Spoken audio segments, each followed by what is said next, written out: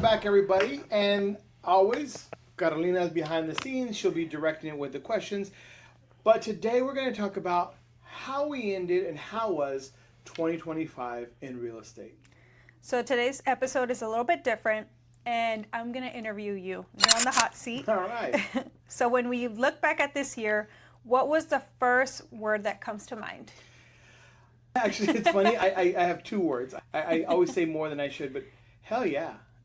Hell yeah. It was a challenging year. One of our biggest clientele that we service was affected really heavily this year. And so that was a major challenge. But on the flip side, even though we had that challenge, we had our best year ever. So we helped more families, more clients, more investors than ever before. So hell yeah. What are you most grateful for when it comes to our clients this year? Their trust. Absolutely. Because it's hard to trust somebody who's in sales. So you have to trust that what I'm telling you is the truth. And I think, I love that they trust me the entire process. Even when they doubted whether this was the right move, because I know a lot of them do, or should I wait? It's too expensive. But they trust when I told them this is the right thing for you, whether it was selling at a little bit less than they wanted or buying something a little bit more than they wanted, right? I believe trust was the key. And then with your years of experience, that's kind of been like our foundation. Yeah, I think people trust me because they know. I mean, you've been around 30 years. They know, hey, you're doing something right. But it's still hard when this is your first big purchase or you're selling a large investment, a large asset that you worked hard for. So trusting your agent, trusting your confidant that what I'm telling you is in your best interest and not necessarily mine. And I think that's also a key to what makes us successful is that I tell my agents and my team, it's not about our commission. And I really do tell my clients, as I said, selling your home is not going to make me rich. I mean, I've been very successful. So it's now just actually helping people and seeing them have success. That's a huge payoff for me. And I think a lot of sellers too have come forward, and them trusting you also, and you telling them, hey, it's not a good time, slow it down, think about it. I think that's a big difference in what I'm able to do is that I will go and I always preach that I am the agent who's going to tell you what you need to hear, not always what you want to hear. And that comes true even when I tell you do not sell. I took many listings. I went on many listing appointments and I told them, do not sell your home. It does not make sense. It is not in your best interest. The only person who's going to win is the agents getting the commission and the buyer. So I think that doing what's right for our clients is really important. Was there any moment this year that reminded you why you do this work? There was two. One, there was a client whose father worked really hard. And he was just scared. He was scared because they had saved up money for years. They've gone through tough times. They've been, scammed before. They own their own business. And he was just so afraid to pull the trigger on a home. But at the closing, when I talked to him and I told him that I was excited for him and proud that he had trusted in me, and he broke down crying, that to me made a huge impact. The other one was when another client of mine came to me and said, I worked with another agent, and it just, I wasn't feeling it. And it wasn't that the agent was doing anything good or bad, but what she said was, I didn't feel the agent cared. They were just telling me what I wanted to hear, not what I needed to hear. And she goes, I watched your video, and I immediately, when I was able to come to you, and even at closing, she's like, I know I was tough. I know I was scared, and we went through a lot. She goes, but you constantly told me exactly what you thought, and you constantly guided me. She goes, She goes, and I'm here now. I'm a homeowner. She was young, and so I think stuff like that. When I hear people tell me those stories about how they weren't trusting somebody else, or they got screwed, or they were just scared, and how I was able to still they believed in me. Yeah. And again, I'm tough. I tell people right off the bat, Yeah. I am who I am. I've been doing this a long time. I'm going to be honest, direct. I'm going to tell you exactly what you need to hear. I'm not going to back down on my opinions, right? Yeah. Because I want what's best for you. It's not Right. like I'm trying. I'm not just sitting behind the scenes and letting you go and do it. Oh yeah, whatever you think or whatever you want. I really have done this for so long to where I truly know how to guide you into what's best for you as an investment, because I see it Yeah. that way as an investment. And so watching those two clients in particular really kind of like was a payoff for me. I think you're very adamant with your clients and asking questions. When a lot of people, they're just afraid. They put a lot of excuses because they're afraid. And that's what you're really good at, in asking questions and trying to get to the nitty gritty. Yeah. I try to pull out, what is their hesitation, and in the end, we come to find out it's typically something that's not even real. It's a narrative that they believed in, that, or they grew up with, But most of the time, they're wrong. They're wrong. How did your clients challenge you or help you grow as a team this year? Definitely, when we talked about the financial impact on many of our clients because of the economy, because of the change in politics, I'm very open. We work a huge sector of I-10 clients, of foreign nationals, and this year they've been really affected, really affected. So that was really, really scary for me, and that hurt hard. One of the things that I will tell you that I really loved was when everything happened, I got a call from a client who was thinking about selling her house because her husband was deported. And so I went, I sat down, and I went through the whole thing. And at the end, I said, now we need to make sure that he has a power of attorney. That way you have the right to sign for him. And she goes, oh, no, that's been taken care of. And she pulls it out, and I said, whoa, that's awesome. How did you know? How did he know to do this? He goes, oh, my husband watched you. He watched the video where you told him to get a power of attorney. So when all this went down, he got a power of attorney. And when he did run into the immigration issue, he immediately said, you call Jaime. Because he's the one who, from the minute, I started watching this video, has guided us and told us what to do. And yeah, I mean, by doing that, it helped them. Yeah. I think even on the other side, we represent a lot of sellers, and it has been a difficult market too. Yeah. So we've put things in place now to ensure that our sellers feel confident, and our investors too, with our I-10 clients, feel confident that, we're going to be taking care of them too. Yeah. Yeah, I think that's the other thing, sometimes with many people, when they close a deal, and this is just human nature, you close a deal and you got your check and everybody goes their separate ways. And when there's a problem, nobody responds, nobody picks up. And I can't tell you how many times a title company's emailed me and asking me for help. It's not my job. It's maybe the other agent's job or somebody else's job, and I'll step in. Or I've had my clients, my investors, ask me to help to translate something or to track down a client who they need to get something from. I've been paid for the job I did, but that is where we differentiate ourselves. We will go above and beyond.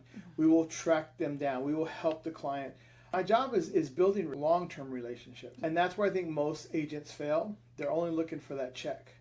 And me, I'm looking for the long-term relationship. Once you're a client of La Casa and of our team, you're a client for life. Yeah. What does trust from a client really mean to you as a leader? As a leader, it's really important to have trust. I have a team. The team has to trust that I'm going to take them in the right direction, right? And they have to trust that the decisions I make, because in the end, yes, we're a team and we all pull it, but I'm the head, right? And I kind of write the checks. So they have to trust that I'm taking the lead in the right direction. And I think for clients, it's the same thing. They have to trust that I'm not just an agent, I'm not just a team member, but I'm their leader, and I am their guide. I am the one who's going to tell them what's best for them. And I know that's hard because, again, they just met me, right? Or they were referred to me, and this is the biggest financial decision they're going to ever make. So for many clients, I think it can be a struggle because they just think, oh, agents only looking out for their check or going to get paid. But when I can show them that I'm building their trust and I'm doing what's in their best interest, that really falls well for them, and it really bodes well for us. And that's why we get so much repeat business. That's why we get so many referrals from their family, because it never fails. The minute they buy something, the family asks them, how did you do it? Yeah. And that's where they're like, La Casa, Jaime, his team. You got to go see them. Yeah. And you give us like some examples of ways that our clients have had to adapt this new market? On the seller side, definitely the prices, the sitting on the market. A lot of my clients are repeat clients. So they bought when you would sell a house in 30 days, when you would sell a house in 3 days. And so that expectation of, I want a certain number or I need a certain number, and me having to sit there and tell them, doesn't matter what you want. This is what the market is. But helping them understand that it's not me who sets prices. It's not even them who sets the price. It's the market that sets the price. Right? So helping them to adapt that it's going to sit on the market a little bit longer, helping them to adapt that if we price it this strategy, this way, it's beneficial to them. Because sometimes our mentality is, okay, if you're only telling me it's worth this much, if we ask this much, then we can negotiate. But unfortunately, that old way of thinking does not work, and it backfires on them. So helping them and showing them, and that's the other thing, I'm going to show you. I will never come to a listing appointment unprepared. I will always come show you evidence on what I'm saying and why I have so much success. Yeah. I think even buyers too, still like having difficulty understanding that, hey, it's still not going to be like the 90s, where everything was 100,000. Yeah. So That's, I think sometimes that's tougher because you get I'm going to wait. And that's when I love illustrations. I love speaking in illustrations, speaking in examples. And that's why I carry on my phone, on my computer, a little picture that shows the value of a half acre of land, the average value, 10 years ago, 5 years ago, and today. And it's tripled. And so I always ask them, look at this chart, and you tell me what makes you think that by waiting, you're going to save money. It's going to be better. And they can never tell me a good response. They might not believe it, and they might still tell me they're going to wait, but they can never tell me that I'm wrong. And so I think for buyers, the challenge is just listening to the data and being like, yeah, it is. It's more expensive. They're right. And it's harder than when I went to go buy my first house 30 years ago. But there's a great quote that I heard the other day. And it said, you're going to pay for a house. The difference is, are you going to pay for your house or you're going to pay for your landlord's house? That's true. But in the end, you're still paying a mortgage. So you've talked to many buyers, many sellers this year, and a lot of them said they're going to wait. What are some of the common goals that you saw clients that are going to be working towards next year? I think that some of them needed to wait. Some people do have to wait. Some sellers because there's not enough equity. Some buyers because the income wasn't there to approve them or what they were looking for, what they wanted. So I do think that it does make sense in some cases to wait because you're not ready. A year is not bad. What I don't agree with, if you're going to wait 4 years, or you're going to tell me I'm going to wait, but you're not going to do anything to improve your situation. That's where I have the issue, because a lot of people do that. They're like, oh, I'm going to wait. You're going to wait for what? What are you going to do? Well, I'm going to save more money. They never save more money, right? So I always tell this story. So you tell me you're going to save more money so that next year you're going to give a larger down payment, okay? Statistically, it's been proven that the majority of people maybe save $2,500, but let's just say $5,000. Let's say that from this year to 2026 they save $5,000, but the home goes up in value $10,000. So did it make sense to wait and save $5,000 to then go spend $10,000 more? That makes no sense, and that's what many people do when they say they're going to wait to save up a bigger down payment. That's something that I see with a lot of buyers. I see a lot of buyers that just need to declare more income. Just the reality is banks will base on income. And so they need to go and report more income so they can afford a house. Especially business owners. The other thing is, buyers, I understand your wants, but your wants are not necessarily your needs. You need a 3-bedroom. I want a 4-bedroom with a game room. I get it. I want to be in Del Valley. You need to be in Bastrop. And what I mean by that is you need to drive out as far as you can to where you can afford something. This whole thing of thinking by waiting, I'm going to find something in the area I want. If it's too expensive today, it's going to be too expensive tomorrow. So why not go as far as you can and find something that you can afford and start building equity. The first house I owned is not the current house I live in. I constantly moved up every couple of years as I gained equity and as I made more money. And I think the instant gratification that we're in, the now, I want instant gratification now, is something that hinders a lot of buyers. I got to start somewhere. You've got, the richest people typically you would never know that they're rich, right? Yeah. They don't show it. So to me, having a $50,000 car at 17% interest on that loan doesn't impress me. Yeah. Having 2 homes, that impresses me. How important is communication in education and building your relationships with your client? I spend a lot of time and a lot of money on coaching, on business coaching. And to me, I've trickled that down to my clients. I want my clients to meet me here in the office. I want to sit down and explain to them the entire process of buying a home, of selling the home, what we're going to do for them, how it works. Communication is key. One of the things we built our team on is having great communication with our clients. I'll give you a great example, our sellers. Every Monday we speak to our sellers. Every Monday we give our sellers a guaranteed update. So at least one time a week we are updating them on showings on how it went and what's happening, what's going on with the market, right? I just recently talked to an agent who's had her property on the market 115 days. She's seen her property one time. Wow. That's more common.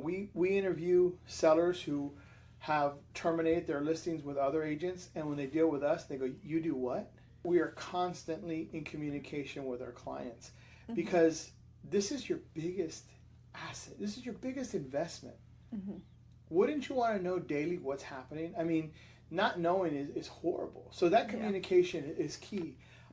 Also, setting the expectation of what you're going to get from us. And I'm honest. I'm like, look, this is the price I think we should list it at, and this is typically what's going to happen.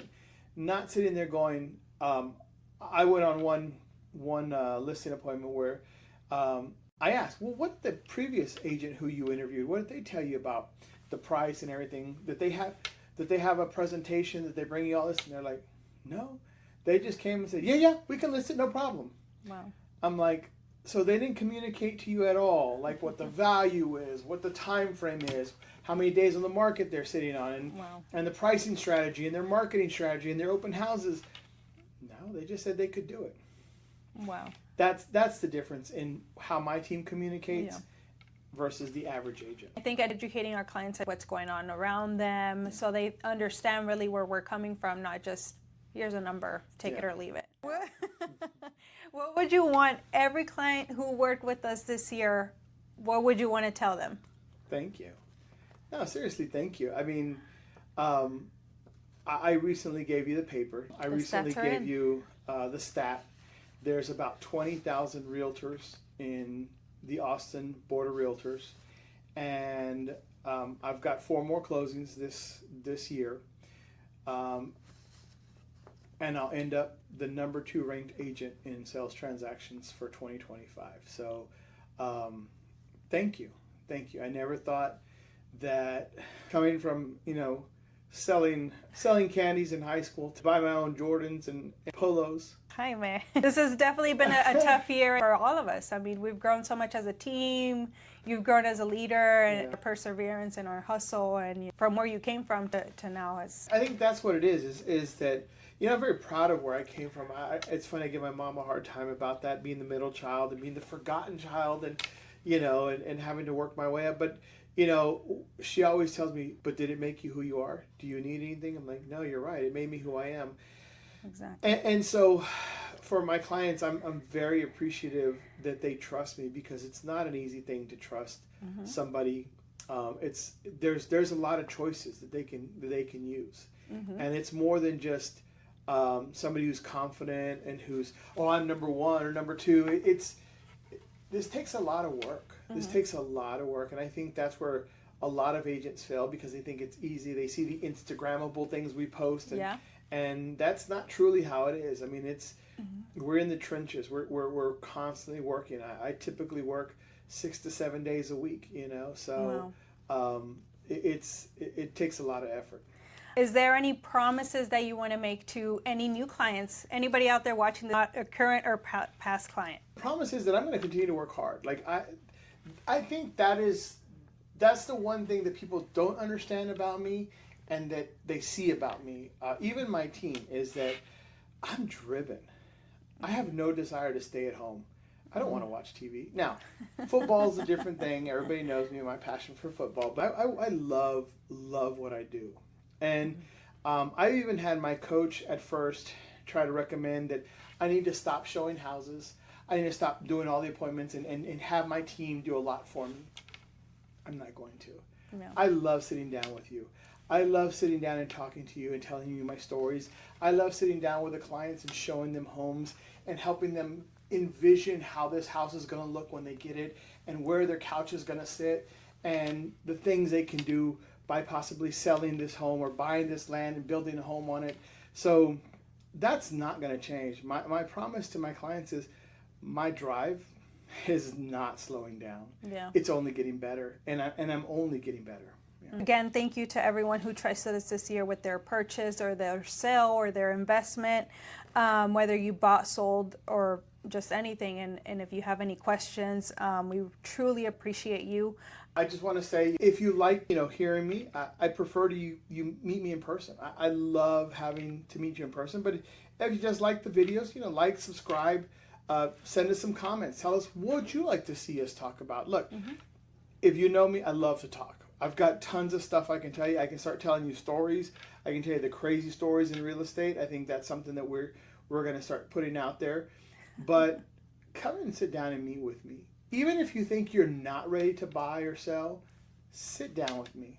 Okay, awesome. Well, thank you everyone for watching, and see you on the next episode. See you in the next one.